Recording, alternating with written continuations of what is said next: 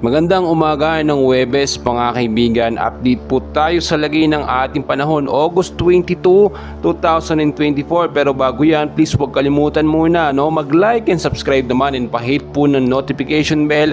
Maraming salamat po. Mga kaibigan, ngayong araw po ng Huwebes, ang hypnosis po natin galing sa Pag-asa. Meron po tayong easterlies, or yung mainit na hangin na nanggagaling po sa karagatang Pasipiko. Yan po yung magbibigay ngayon ng maulap na panahon at mga isolated light rains sa gabi naman po mga kaibigan. Pero bago yan, meron din po tayong binabantayan dito po sa may bandang silangan na bago pong low pressure area. And as of now mga kaibigan, ito'y kumikilos po at may lakas na ngayon na 45 kilometers per hour. Pero take note na sa labas po ito ng PAR mga kaibigan at wala pong direktang epekto sa ating bansang Pilipinas. Nakikita po kasi siya sa ating pinaka-live radar, so posible siyang maging banta. Posibleng pumasok o dumaan ito sa ating bansa within 24 to 48 hours. So monitor po nating mabuti yan. So dito muna tayo sa forecast weather condition natin, yung mga lugar po na apektado ng localized thunderstorm at ng easterlies mga kaibigan. Wala rin po tayong habagat ngayon sa hypnosis natin. Sa area po mga kaibigan ng Eastern Visayas, Caraga at Davao Region, maulap po na kalangitan ng mararanasan ngayong araw po at mga isolated light rains and heavy rainfalls naman po pagdating sa gabi.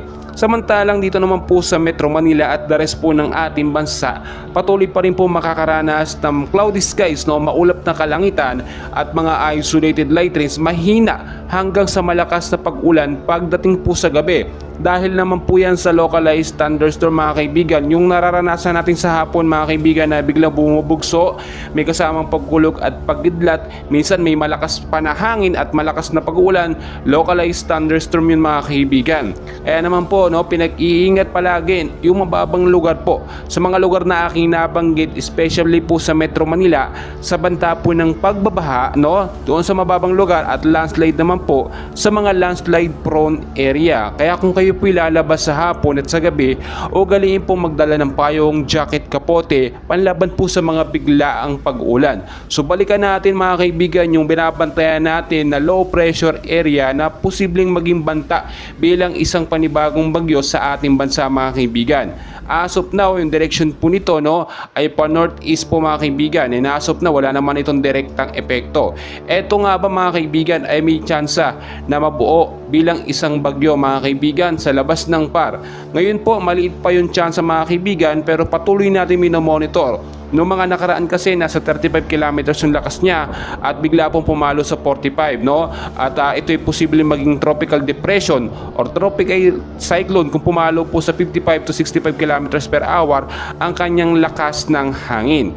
Ayon na rin po sa pagkatala ng Pag-asa mga kaibigan, ngayong buwan po ng Agosto bago matapos ang buwan ito, posibleng isang bagyo pa ang pumasok sa ating bansa. So pinaghahanda po tayo sa posibleng banta mga kaibigan ng isa pang bagyo. At ito pong banta ay yung banta ni Bagyong Enteng ang ating binabantayan. Kaya naman mga kaibigan, lagi ko pong pinapaalala, maging handa po tayo anumang oras. Hindi po kasi natin mapipredict ang galaw po ng panahon, pabago-bago po yan. Kaya po lagi ako nag-update at nagpapaalala sa inyo, hindi po pananakot bagkus pagpapaalala na maging handa po tayo. Marami kasi tayong mga kababayan mga kaibigan, kung kailan may bagyo, may super typhoon, doon lamang po nagkukumarat na maghanda at mag-asikaso. Kapag ka nakakaranas ng konting init sa umaga sa tanghali, wala silang pakialam dahil akala nila hindi uulan minsan sa hapon at sa gabi. Kaya naman mga kaibigan, always know the weather before you go para safe at handa po tayo lagi sa anumang banta ng panahon. And please huwag kalimutan mag-like and subscribe and pa-hit ng notification bell. Maraming